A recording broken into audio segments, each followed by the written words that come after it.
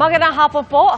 Patay matapos makuryente at masunog pa ang isang lalaki sa Parañaque na nagtangka raw magnakaw ng kawad. Pero ang kaanak ng nasawing lalaki nanawagang wag daw siya agad husgahan. Sensitibo po ang ilang tagpo sa balitang ito na tinutukoan ni Jamie Santos. Nagliliyab ba sa taas ng poste sa Barangay San Isidro, Parañaque City ang katawan ng isang lalaki nang datna ng mga otoridad pasado launa kaninang madaling araw. Ayon sa barangay, nakuryente ang lalaki matapos umanong tangkang magnakaw ng mga kawad. Tumawag ko sa amin na mayroon daw sumabog dyan sa may Lopez footbridge. Around mga 150 po. So yung pagpunta ho natin ng mga doon, may mga kapulisan na rin ho. So nakita nga po doon may nasusunod na pong tao. Maingat na kinuha ng mga tauhan ng Meralco ang katawan ng lalaki mula sa itaas ng poste.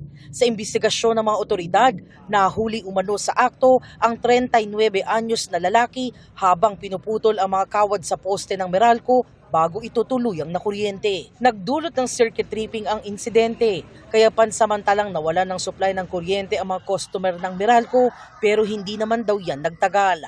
Ayon sa barangay, hindi raw ito ang unang beses na umakyat sa poste ang lalaki.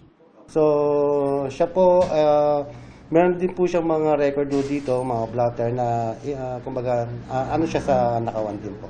Involving mga cables. Opo, yan, mga ganyan.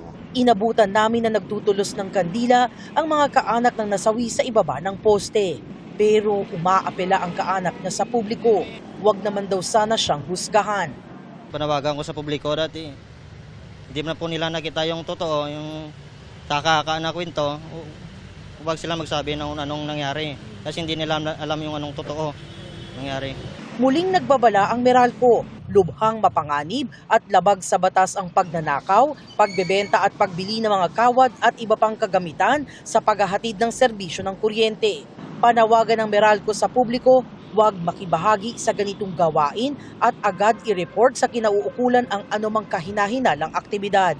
Sa ilalim ng Republic Act No. 7832 o Anti-Electricity and Electric Transmission Lines Materials Pilferage Act, sino mang mapatunayang nagnakaw ng mga kawad, maaring makulong ng di bababa sa 12 taon at magmumulta ng 50 hanggang sa 100,000 piso. Ang mga bumibili naman ng nakaw na kawad ay mananagot sa ilalim ng anti-fencing law at maaring makulong. Para sa GMA Integrated News, Jamie Santos, nakatutok 24 oras.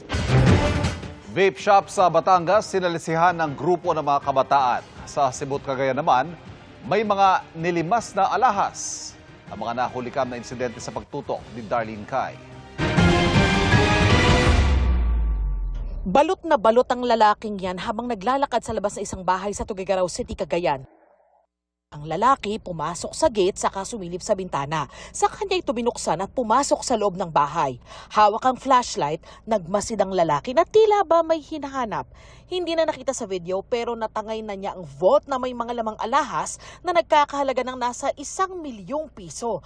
Nagbigay ng pabuya ang may-ari ng bahay sa sino mang makapagbibigay ng impormasyon para sa ikadadakip ng suspect. Tumangging magbigay ng pahayag ang may-ari ng bahay. Nagpapatuloy ang investigasyon. Alahas din ang tinangay ng 43 anyos na lalaking ito sa isang mall sa Talisay City, Cebu. Ayon sa pulisya, nanlaban pa ang suspect at dinuraan ang gwardyang dumakip sa kanya. Na-recover na ang mga alahas. Sinampahan na ng kasong pagnanakaw ang suspect na hindi nagbigay ng pahayag. Sa Calatagan, Batangas, hulikam ang pananalisin ng grupo ng mga kabataan sa isang vape shop. Pumasok ang 2 babae sa tindahan at nagtanong sa tindero. Habang abala, 2 pang lalaki ang pumasok at kumuha ng produkto at saka ipinasa sa kasama at saka ibinulsa. Nasa 20 kahon ng vape products na nagkakahalaga ng 12,000 piso ang nalimas ng mga suspect.